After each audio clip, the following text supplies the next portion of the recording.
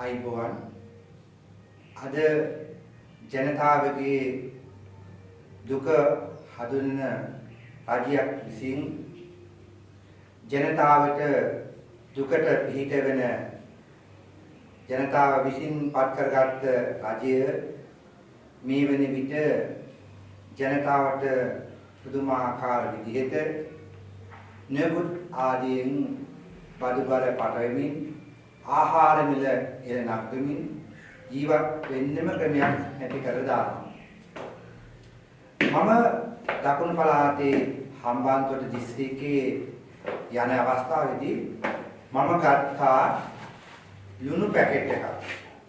දැන් ඇත්තටම රජයේ මිනිස්සු බයිනවා අපි ලුණු ගෙනාවා, අපි ලුණු සහන මිල ලබා දුන්නා, ඒ වගේම ලුණු මේ ගණන් අඩු කියලා. නමුත් බලන්න මේ ලුණු පැකට් එකක් රුපියල් 350යි. මේ ලුණු පැකට් එක රුපියල් 350යි. රුපියල් 350ක් දීලා ලුණු පැකට් එකක් දැන් ජනතාවට අරගෙන ඊට පස්සේ සහල් කිලෝ එකක් රුපියල් 220යි. ලුණු පැකට් එක 350 දීලා ගත්තාම දැන් එතකොට සහල් කිලෝ එකක් ගන්න කොහොමද? රුපියල් 1000ක් අරගෙන ගියාට පස්සේ ලුණු කිලෝ එකයි සහල් කිලෝ එකයි ගත්තම කීයද? 570ක් වෙනවා ගාන.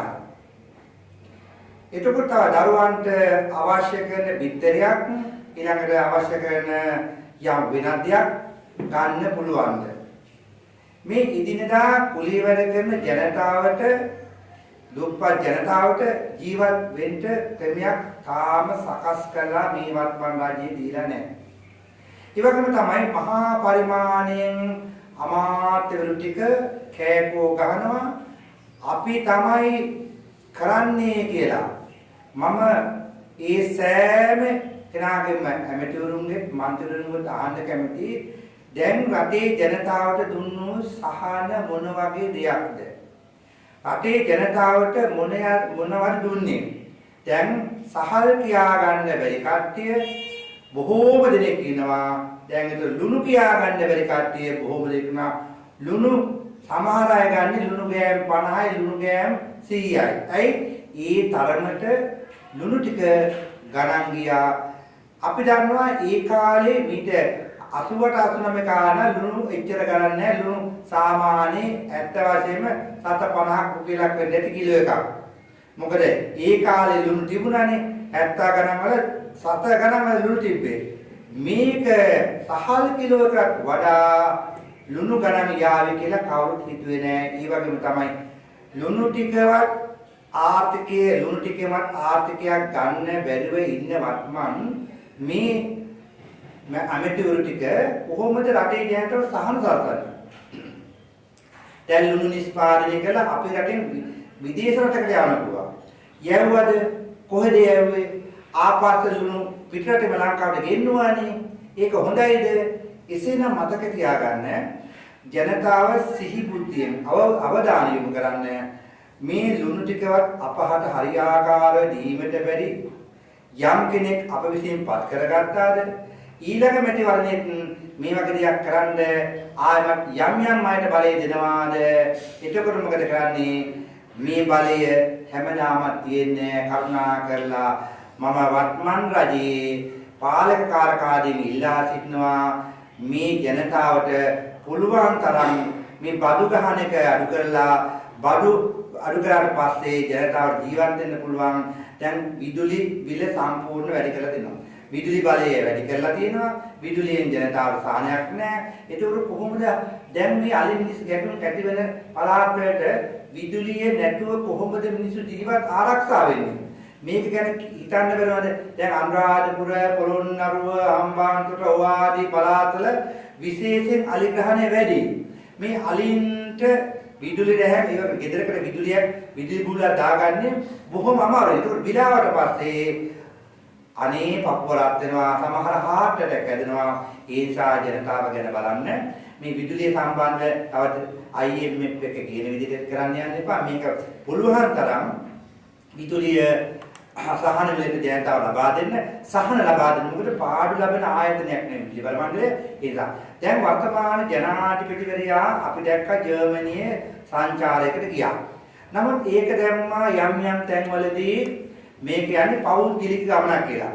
නමුත් අපි දන්නවා ජනාධිපතිවරයා රටට යම් දෙයක් කරන්න අවශ්‍යතාවය තියෙන ජනාධිපතිවරයාගේ ජර්මන් ගමනෙන් යුරෝප් ගමනෙන් රටට වැඩක් වේවි කියලා. මොකද එතුමා යම් විදිහට ඒගොල්ලන් කිවිසුම් අත්සන් කළා. ඒ කිවිසුම් වලින් අපිට යම් පරාප්‍රසාරයක් ලැබෙන්න පුළුවන්. සමහර අපේ රටේ සමාජයෙන් වැඩි කිවිසුම් මොනවද කියලා අපි දන්නේ නැහැ. ඒ කිවිසුම් වල පිටපත් ජනතාවට පෙන්වන්න මේක අපි අත්සන් කරපු කිවිසුම කියලා. අර බන්ධනාගාර කිවිසුම වගේ නෙමෙයි. මේවත් මේ කිවිසුම් පෙන්වන්න ඊළඟට දෙරටේ මිත්‍රතාවයට බොහොම ආශිර්වාදයක් වුණා. ජනාධිපතිතුමාට වැඩක් කරන්න අවශ්‍යයි.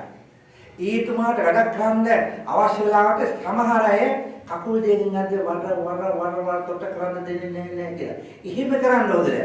අපි ජනතා බලය දුන්නා නම් ඒතුමාට අපි පුළුවන් තරම් සහයෝගය දෙන්න මේ රට ආරක්ෂා කරපන් කියලා. නමුත් අපි කවමදාකවත් ජනශක්ති පෙරමුණ පක්ෂය කිසිම වෙලාවක ඒතුමාට මට පෙර එල්ල කළත් නැහැ. එල්ල කරනවා නම් එල්ල කරන වැරදි වෙලට. නමුත් ඒතුමා කරන වැරදි නෙමෙයි අනෙත් අය කරන වැරදි වලට ඒකවත් දුස්සහන. ඒ නිසා බුද්ධිමත් ජනාධිපතිවරයෙක් වශයෙන් අපි ඔබතුමා විශ්වාස කරනවා. රටේ ජනතාවට නම් බදු බල දාන්න එපා. අපි දැක්කා ජාතික වික්ෂු පෙරමුණෙන් CID එකට පැමිණලා ගින් දැම්මා එක්තරා පුද්ගලයෙකුට. නමුත් මම මේ ස්වාමීන් වහන්සේලාගෙන් අහන්න කැමතියි ගෞරවනීය ස්වාමින් වහන්සේ මේ අරුතුනා පාර්ලිමේන්තුවේ කෑකෝ ගැව්වා කරන 23ක ප්‍රභාකරන්ගේ ආයුධ ලංකාවට ආවා කියලා. එතකොට ජනාධිපතිතුමාත් නේද මේකේ ප්‍රහාර එල්ල කරේ. ඉතින් අර්ජුනාට විරුද්ධව ඇයි පැමිණිලා කරේ නැත්තේ කියන එක මෙතන ප්‍රශ්නයක් තියෙනවා. ඉතින් අපි හාමුදුරනේ අර්ජුනාට විරුද්ධවයි මේක CID දාන්න ඕනේ. නමුත් ඇත්ත යම් කෙනෙක් කතා කරනවා නම් ඒ ඇයට නෙමෙයි ගෞරවනීය අපේ ජාතික වික්ෂු පෙරමුණ ජාතික ජන බලවේග අය අදාළ වික්ෂු පෙරමුණේ අපේ ස්වාමීන් වහන්සේම ගෞරවයෙන් ආරාධනා ජාතික ජන බලවේගය විනාශ කරන්න අරුණා පාර්ලිමේන්තුවේ කෑකෝ ගන්නවා අවියාවද දිනාවා කරන ලංකාවට ඒ වගේ තියෙන්නේ අපේ වේලුපුලේ ප්‍රභාකරන්ගේ ආයුධ කියලා කිව්වා. ඉතින් මේකට විරුද්ධවයි පැමිණලා දාන්න ඕනේ. ඒ නිසා කරුණාකරලා උඩ බලාගෙන පෙළ ගැහුවොත් අපේ මුණේ මම කවදාකවත් වික්ෂුන් වහන්සේලා ඇක්ලි කරන්නේත් නැහැ. මෙතනදී යම් වැරද්දක් විදිහට වෙලා තියෙනවා. රට ගැන හිතන්න අර්ජුනා කියපු කාරණාව ගැන අප්‍රමාණ දුර හිතන්න අර්ජුනා කිව්වේ මොනවාද?